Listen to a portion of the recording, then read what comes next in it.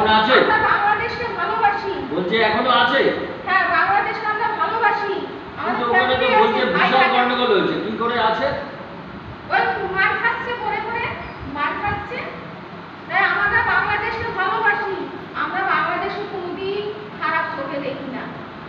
কিন্তু কোথায় থেকে কিছু দুষ্কৃতীরা এসে ঢুকে এরকম অত্যাচার করে।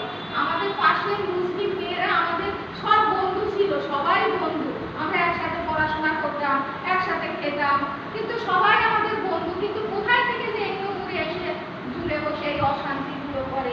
অধিকার সবার একটা হিন্দুর যখন অধিকার আছে, একটা মুসলিমেরও অধিকার আছে। কেন তাদের ওইখানে জন্ম, তাদের কেন অধিকার থাকবে না? তাদের কেন থাকবে না? তাদের কেন মারা হয়?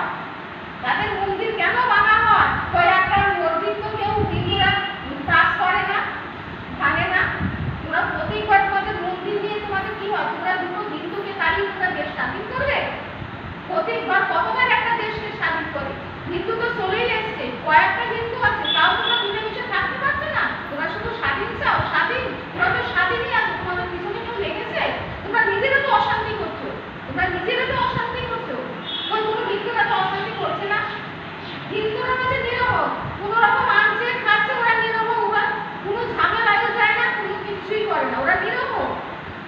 ওই তোমাদের পিছনে তো লাগছে না, তোমরা যেন